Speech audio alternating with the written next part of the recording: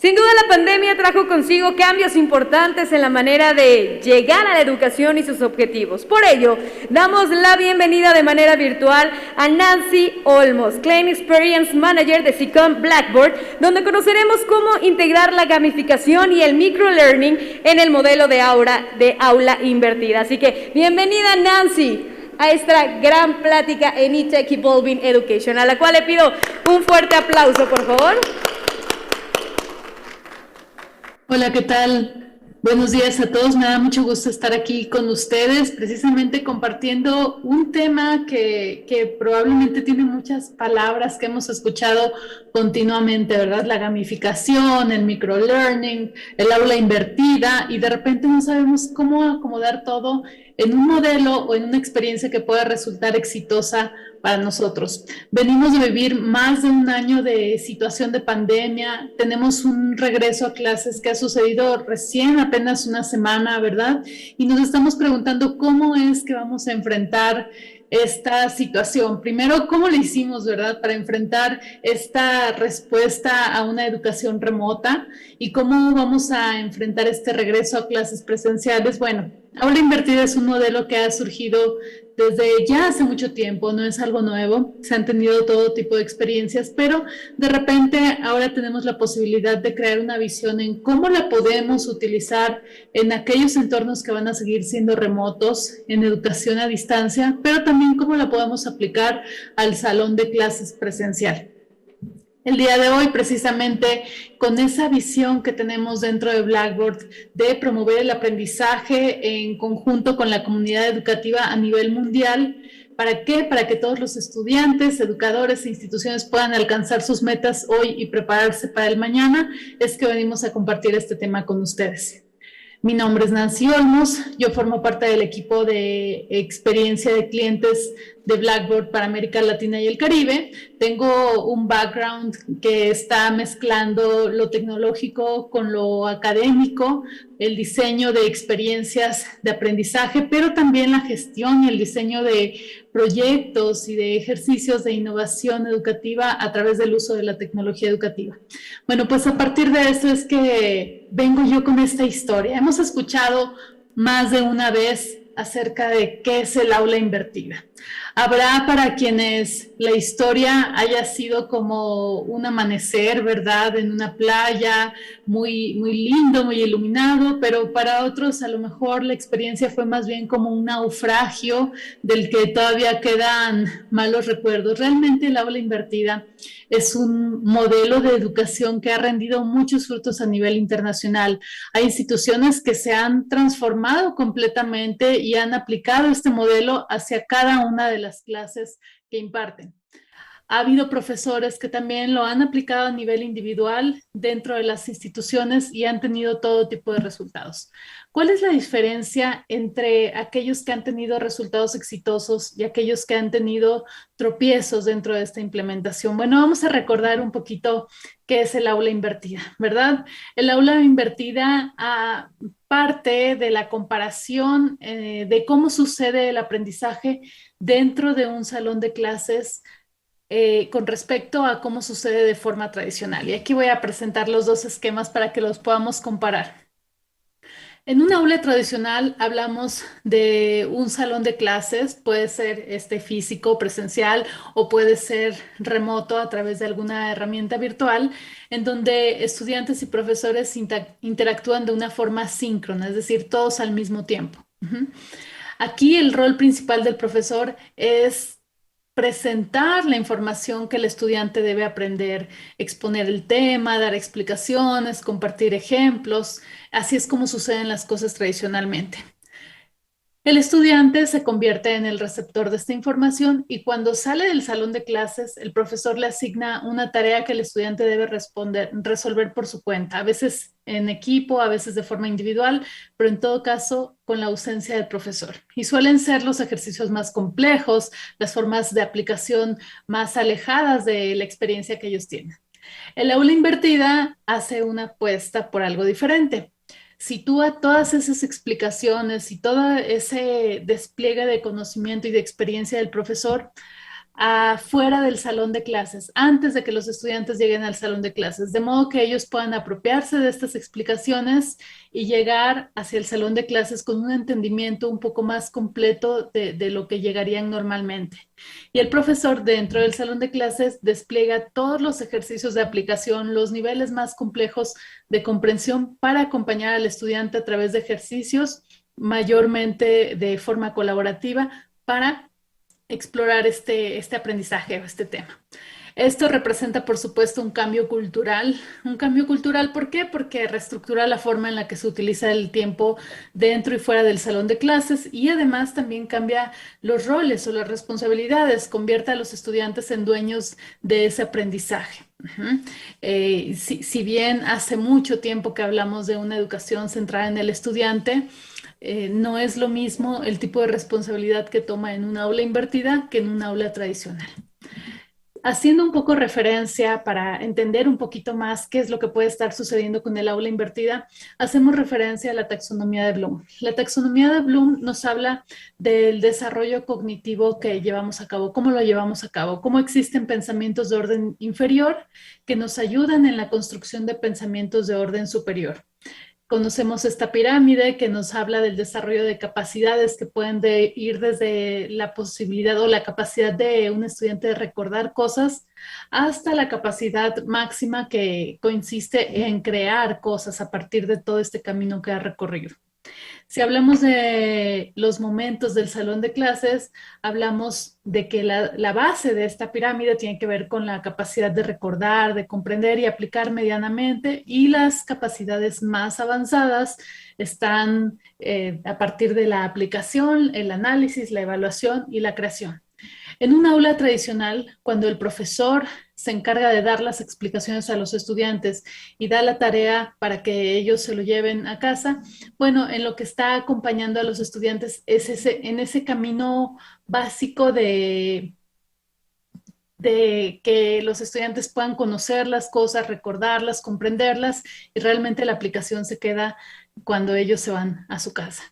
En el modelo de aula invertida, esto sucede de forma diferente, ¿verdad? La clase invertida se centra en las más complejas que pueda llegar a tener el estudiante, pero con la diferencia de que aquí está con sus compañeros para vivirlas y con su profesor para guiar la vivencia de estas experiencias.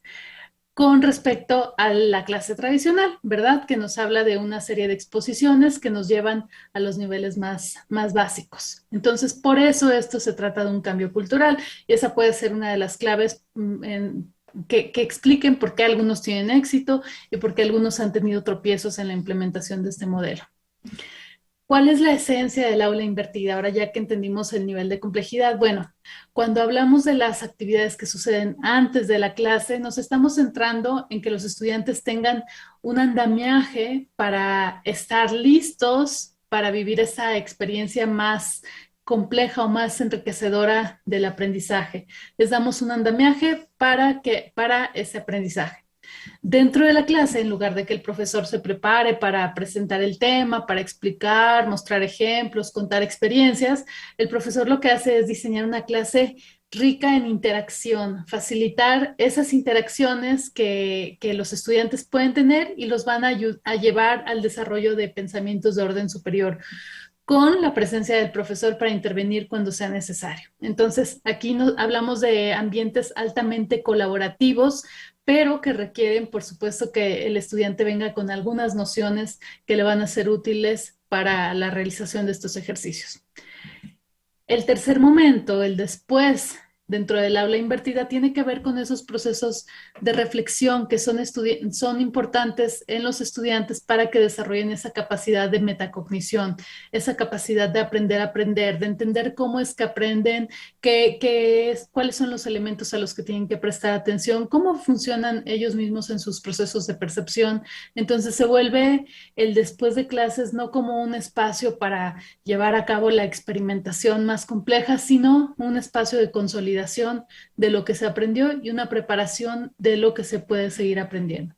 Entendiendo esta como la esencia del aula invertida, bueno, vamos a irnos a un ejemplo mucho más conectado con algo que podríamos conocer.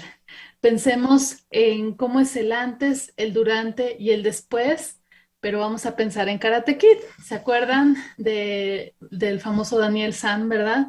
Que antes de poder pisar un terreno de combate, Miyagi-san, ¿qué hizo? Lo puso a pulir, encerar, pintar y hacer una serie de tareas que a lo mejor Daniel-san no comprendía, pero lo que estaba haciendo ahí es que se estaba preparando ese andamiaje, creando esas capacidades individuales que le iban a servir en el terreno de combate. Ya en el durante, que sería nuestra clase, ¿verdad? Pues es el combate. Ya de repente Daniel San no supo por qué le hizo así, por qué reaccionó así, pero esto tiene que ver con todo lo que vivió en el antes. Ese tendría que ser la esencia del aula invertida. Lo que vivo antes me habilita para las labores más complejas que voy a llevar a cabo en el durante, en la clase. Y después, pues viene ya este espacio de comprender qué fue lo que pasó, cómo conectó el antes con el durante para obtener los resultados que obtuvo y asombrarse, ¿verdad?, de lo que aprendió y cómo no vio que iba a aprender, en qué iba a llegar ahí. Bueno, esta es la esencia del aula invertida y eso es lo que cualquier profesor que implemente esta estrategia o cualquier institución tendría que tener en mente, ¿verdad? ¿Qué es lo que necesitamos provocar como parte de estas vivencias para nuestros estudiantes?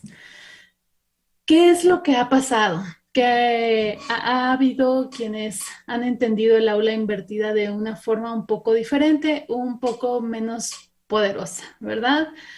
Describimos el antes como los estudiantes que aprenden por su cuenta, ajá, con los mismos recursos que teníamos o a lo mejor les aumentamos la cantidad de bibliografía o de recursos que tenemos relacionados con el tema. Muchas veces esto desalienta, ¿verdad? Un poco a los estudiantes. En el durante, ¿qué sucede? Pues la expectativa de algunos profesores que recién implementan aula invertida es, pues llego yo al salón de clases y resuelvo las dudas que les surgen a mis estudiantes. Y después ya les asigno el ejercicio complejo para que ellos puedan consolidar el aprendizaje. Ese ha sido uno de los entendimientos del aula invertida que no ha llevado a resultados tan positivos. ¿Qué es lo que ha sucedido? Con esa estrategia para el antes, pues sucede que los estudiantes no leen, es mucha información para leer, a veces se desmotivan y no leen ni la primera página, hay quienes lo intentan y aún así no lo logran. ¿Qué sucede? Que algunos no comprenden, ¿verdad? Porque son bloques tan extensos de información que no, y la experiencia que ellos tienen con respecto al tema no es lo suficiente como para poder aprenderlos de manera consistente o lograr esa comprensión que requiere. Y finalmente, pues se desmotiva. En el durante, ¿qué pasa? Pues los estudiantes no tienen dudas cuando pregunta el profesor cuál es la duda del tema. La verdad es que para muchos estudiantes la duda es todo el tema, ¿verdad? Y no atinan a cuáles son las palabras para hacer preguntas concretas, en el caso de algunos de los estudiantes, ¿verdad?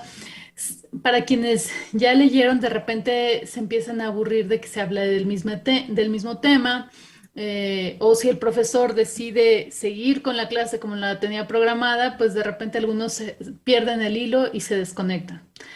Hay profesores que no llevaban un escenario que pudiera ser retador para los estudiantes y llevaban la clase tal cual la iban a dar. Eso contribuía a la desmotivación de los estudiantes, ¿verdad? Y todos pues terminan viviendo un entorno muy tradicional, los que leyeron o los que exploraron los recursos no sienten esa motivación para seguir haciéndolo, quienes no lo hicieron sienten la motivación para no seguir haciéndolo porque la clase se transforma en algo a lo que ya están acostumbrados y existe esta confusión en el durante y en el después porque siguen viviendo un entorno tradicional que se llama aula invertida y resulta confuso un poco para ellos. Entonces, estos han sido algunos de los factores que, escuchando la experiencia de varios docentes, son los que han enfrentado. ¿Y esto con qué tiene que ver? Tiene que ver con los tres retos principales del aula invertida. El primero es cómo mantener a los estudiantes motivados, conectados en cada fase del proceso, en el antes, en el durante y el después, con una participación activa para poder cobrar esos frutos que nos tiene planeado esta estrategia. El segundo es cómo generar mayor valor, un mayor impacto con mis intervenciones como docente. Lo mejor que puedo hacer yo es relatarles de mi experiencia, contarles de mi historia, contarles del tema o hacerlos vivir su propia experiencia. La tentación es grande para ser los relatores. Ujú. Y finalmente, cómo utilizar la tecnología de una manera que nos otorgue poder para habilitar de una mejor forma esto invertido, esa transición entre los sitios en los que sucede el aprendizaje y el nivel que alcanza el aprendizaje. Esto está asociado, por supuesto, al antes, cómo los mantengo motivados, primero para que antes realicen las actividades, para que después reflexionen, cómo genero mayor valor con mis intervenciones durante la clase y cómo utilizo la tecnología para extender mis capacidades humanas, ¿verdad? Para estar con mis estudiantes, cómo utilizo, por ejemplo, en el caso de Blackboard, la plataforma para acompañar al estudiante en el antes, en el durante y en el después, y no solamente en términos de monitorear, sino de incidir poderosamente en su aprendizaje. Bueno, esos son los principales retos, ¿verdad? Lo cierto es que el aula invertida no es una playa que esté sola o dividida de otras estrategias. Hay profesores que me han preguntado si el aula invertida se puede aplicar junto con otras estrategias como el aprendizaje colaborativo, algunas otras estrategias de enseñanza-aprendizaje que ellos suelen aplicar. Mi respuesta es por supuesto. El aula invertida es un entendimiento de cómo vamos a utilizar los espacios para alcanzar las metas más altas a las que podamos llegar con los estudiantes, pero no es una isla ni es una playa separada. El aula invertida se enriquece, por supuesto, del aprendizaje cooperativo. Buscamos que lo que sucede en el salón de clases potencie las capacidades de los estudiantes y nos ayude a llevarlos lo más lejos, enriquecidos por la interacción con sus compañeros y nuestra presencia ahí como expertos en la materia. Pero precisamente para la charla de hoy les vengo a hablar también de cuál puede ser el rol del microlearning, el microaprendizaje o la gamificación, de los cuales hemos escuchado mucho también en los últimos tiempos, pero a lo mejor de una forma separada o de una forma exclusiva como aplicación dentro de un curso. Vamos a ver aquí cómo pueden encajar estas piezas. Primero vamos a conocer qué conocemos como microlearning, qué definimos como microlearning. Esta definición me gustó, que es el microlearning o microaprendizaje. Es una estrategia educativa que se caracteriza por la brevedad de sus lecciones y sus unidades de aprendizaje. Es el conocimiento encapsulado y concentrado en pequeñas píldoras de conocimiento que sirven para explicar pequeños conceptos, herramientas o tutoriales. Se proporcionan unos conocimientos y conjuntos de habilidades sin agobiar al alumno, de repente de eso sufrimos, ¿verdad? Y de una manera más dinámica que la tradicional. Esto quiere decir pequeños bloques que van conectando entre sí y nos ayudan a construir un aprendizaje mayor, pero en principio son muy fáciles de consumir, de digerir y esto incide incluso en las cuestiones de motivación para hacerlo. El microlearning comparado con el macrolearning, que es lo que hacemos tradicionalmente, aquí el estudiante tiene una postura de necesito ayuda ahora, necesito aprender algo ahora, pero tengo poco tiempo, ¿verdad? Hablamos de un escenario de 2 minutos o menos. Y este aprendizaje está conectado a un problema o a un tema muy específico. Yo me hago ciertas preguntas como estudiante, busco consumir recursos que pueden ser audiovisuales, pueden ser videos, textos, infografías, distintos tipos de recursos, pero que sean recursos breves, que sean sencillos de leer. Si es un documento o una página amplia que esté indexada, que pueda yo realizar búsquedas para ir directamente a la información que me es de utilidad. Busco que el contenido sea válido, ¿verdad? Que esté calificado, que sea curado y no necesito las tesis completas, ¿verdad? Ni toda la investigación completa. Necesito cosas muy ágiles. Para mí, hablando del microlearning, el valor es que el contenido sea útil y sea muy preciso. el tipo de elementos que puedo o de contenidos que puedo utilizar para el microlearning son videos, artículos, ejemplos de código para el caso de materias de programación, ¿verdad? Herramientas muy concretas, infografías, les mencionaba yo, son espacios o son pedazos de información que son consumibles de manera muy sencilla. Eso es lo que es el microlearning. Ajá. Hablamos de la brevedad, hablamos del multiformato, hablamos de la posibilidad de conectar todos esos pequeños elementos dentro de un contexto más amplio. Ujú. Por un lado tenemos esos principios del microlearning, por el otro lado tenemos la gamificación. Hemos escuchado mucho también hablar de gamificación. La gamificación se encuentra dentro de un espectro que es más amplio. Podemos hablar, muchas veces lo asociamos a los juegos, sí, ese es uno de los extremos de este espectro. Los juegos que conocemos desde niños, que jugamos desde niños, pero no, la gamificación no habla de juegos, nada más. Tenemos un espectro que está compuesto por juegos, juegos serios, que son juegos hechos con una intencionalidad, que es seria, no simplemente divertirse o entretenerse. Después encontramos a la gamificación y en el ámbito más alto, en el extremo más alto o complejo, está el diseño lúdico. La gamificación se define como la utilización del pensamiento lúdico y de las mecánicas del juego para enganchar activamente a los participantes en un proceso. La gamificación surge en las organizaciones, en las empresas, como una forma de motivar a los empleados a alcanzar sus objetivos, pero se traduce o se traslada perfectamente al ámbito de la educación, del aprendizaje.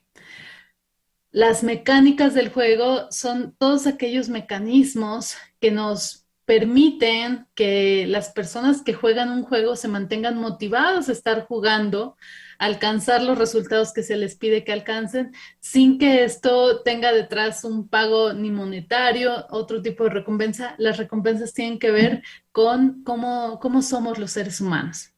Aquí yo resumo algunas 5 mecánicas del juego. La primera tiene que ver con la narrativa.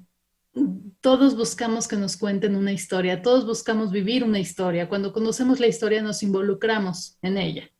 Hablamos de una progresión, necesitamos saber que vamos avanzando, necesitamos saber hasta dónde se puede llegar, cómo podemos llegar, el involucramiento, necesitamos formas de conectarnos con el proceso, sentirnos orgullosos de ese trabajo, esos son ganchos que establecen los juegos, ¿verdad? La cascada, el desbloqueo continuo de información. Cómo un logro me lleva a conocer una pista más, cómo un paso me ayuda a conocer algunos elementos que me van a permitir avanzar más, pero todo esto se va dando de una forma secuencial, conectada.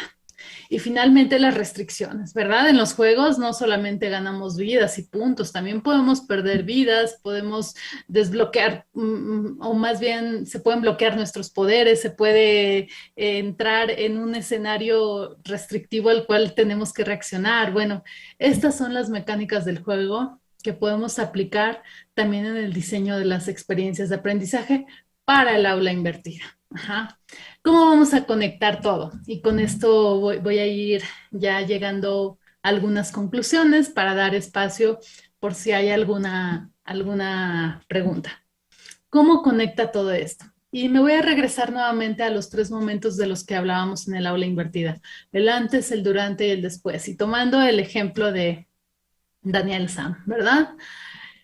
El antes. Hablábamos que las actividades que suceden en el antes tienen que ver con ese andamiaje que nosotros construimos para llevar a los estudiantes en el desarrollo de la comprensión o del conocimiento que va a resultar útil o va a ser la base para poder participar activamente en el durante, en la clase. Bueno, en primer lugar, aquí hablamos de un profesor que no se desentiende, un profesor que aunque las generalidades que se digan del aula invertida entiende que lo que el estudiante tiene que hacer es consultar recursos, hacer algunas lecturas, investigar incluso. Aquí hablamos de un profesor que selecciona estratégicamente con qué es con lo que el estudiante se tiene que involucrar. ¿Para qué? Para poder dar el siguiente paso en el salón de clases. Entonces aquí vamos a hablar de contenidos que sean breves y útiles.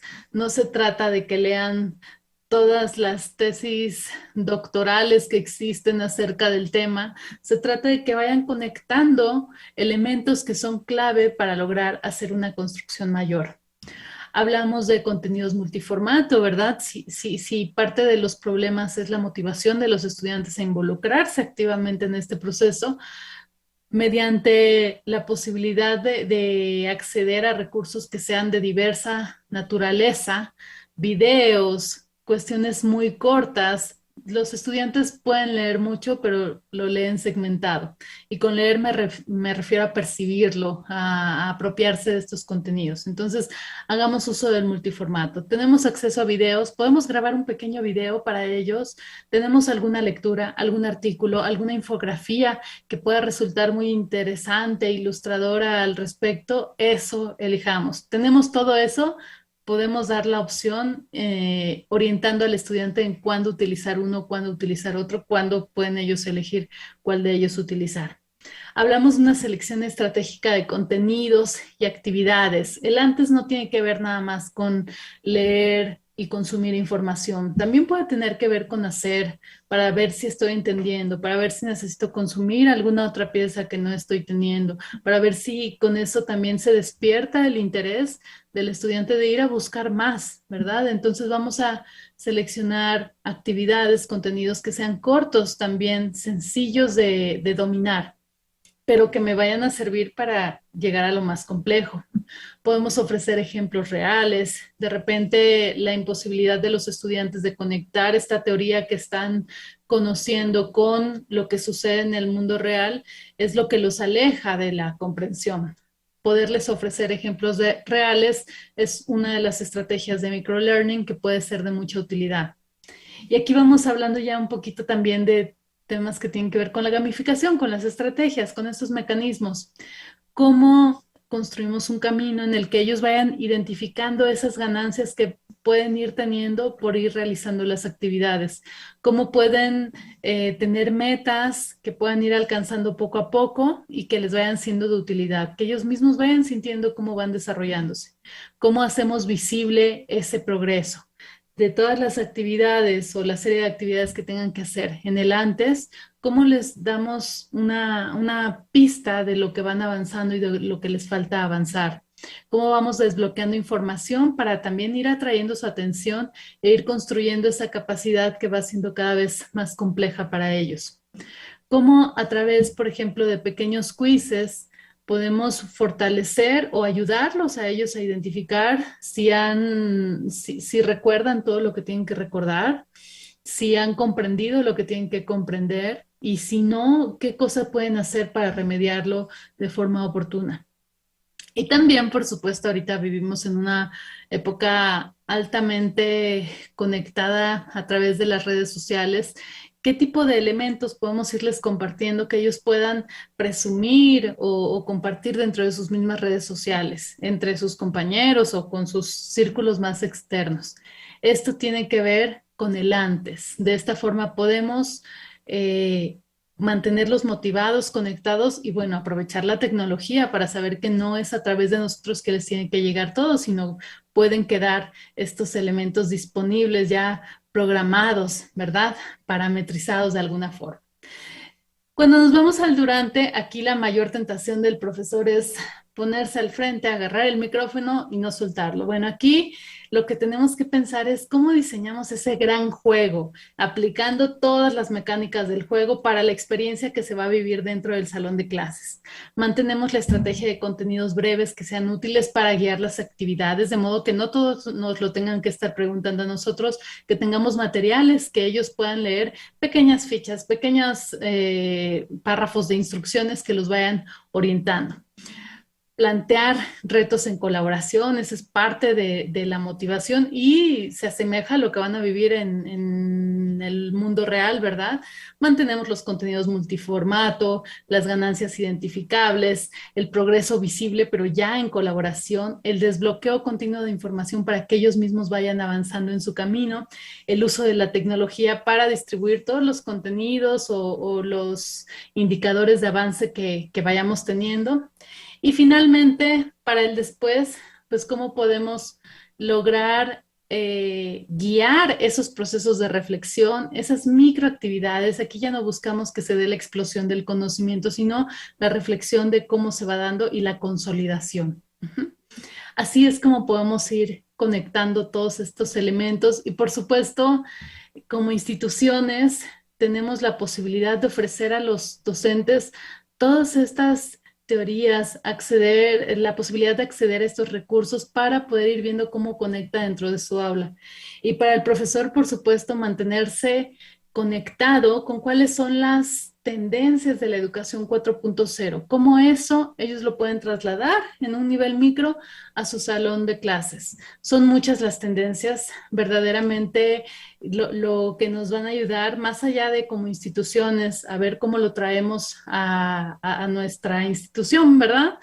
Como profesor, cómo puedo irme inspirando de todas estas tendencias y cómo puedo ir enriqueciendo la forma en la que planifico mis clases, la forma en la que permito que los estudiantes se vayan involucrando con estos contenidos y la forma en la que despliego estos ecosistemas al interior de la institución. Bueno, eso sería todo por mi lado. Les agradezco mucho su presencia. No sé si haya por ahí alguna pregunta. Gracias, Nancy. Muchísimas gracias por esta participación y vamos a pasar a la sección de preguntas y respuestas. Tenemos cabida para una pregunta presencial. ¿Alguien gusta hacer una pregunta en este momento? Si no, nos vamos de aquel lado. Perfecto. Cedemos el micrófono para hacer la pregunta en este momento para Nancy. Adelante. Sería, ¿qué plataformas conocen de gamification y si se pueden integrar a un LMS? Perfecto, Nancy. Sí. ¿Escuchaste bien la pregunta?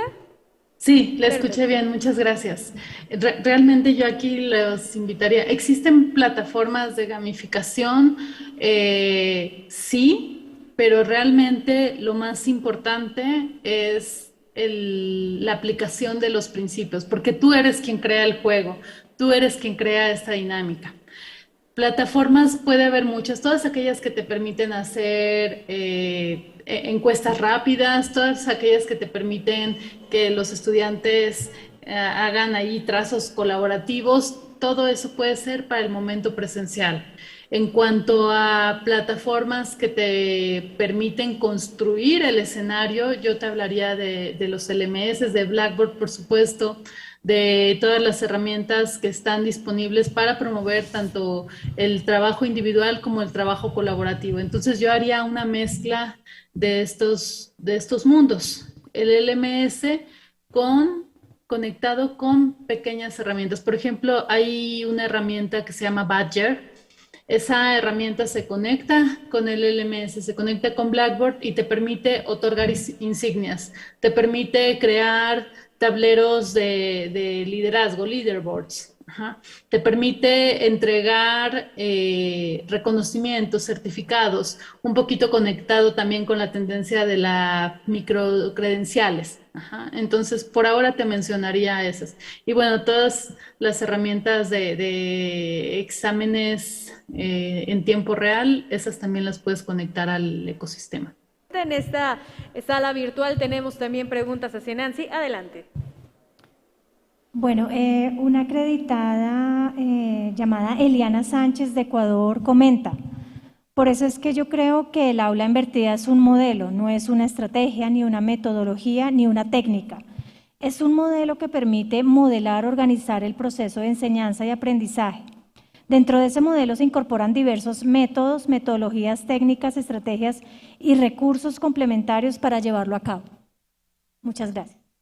Totalmente de acuerdo, no es una isla ni es una solución por sí sola, es una forma de pensar y de intencionar esos esfuerzos hacia la construcción de los escenarios de aprendizaje de nuestros estudiantes. Así es. Perfecto, pues muchísimas gracias, mi querida Nancy, por tu participación en este gran evento, al cual le otorgamos un fuerte aplauso a Nancy por ser parte de Tech Evolving Education. Muchísimas gracias, Nancy.